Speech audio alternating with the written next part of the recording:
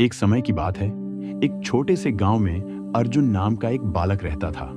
अर्जुन बेहद चंचल और उत्सुक था, लेकिन उसके मन में हमेशा बेचैनी और अशांति बनी रहती थी। वह अक्सर छोटी छोटी बातों पर परेशान हो जाता और चिंता में डूब जाता। उसे यह समझ नहीं आता था कि मन की शांति कैसे प्राप्त की जा सकती है।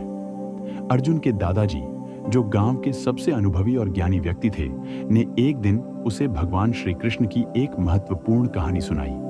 दादाजी ने महाभारत के उस प्रसंग की चर्चा की जब पांडव और कौरवों के बीच युद्ध होने वाला था।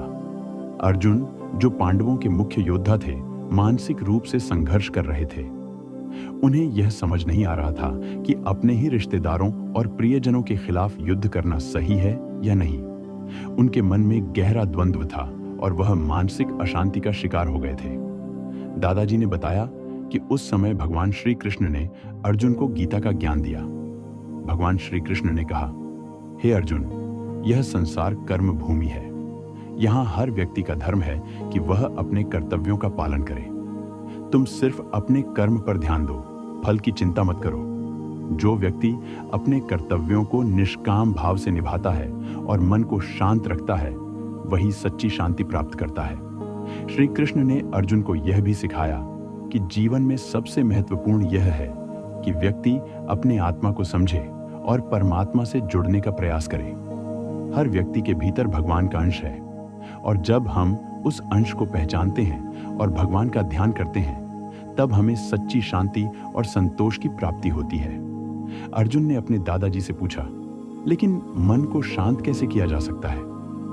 दादाजी ने समझाया, मन की शांति भगवान की भक्ति और ध्यान से आती है।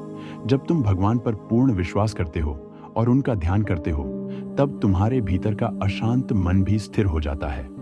अर्जुन ने दादाजी की बातें ध्यान से सुनी और उसी दिन से भगवान श्री कृष्ण का ध्यान और नाम जप करना शुरू कर दिया। प्रतिदिन सुबह वह ध्यान में बैठता, भगवान का नाम जपता और धीरे धीरे उसके मन की अशांति समाप्त होने लगी। अब उसे जीवन की छोटी छोटी परेशानियां परेशान नहीं करती थी, बल्कि वह हर परिस्थिति में शांत और स्थिर रहने लगा।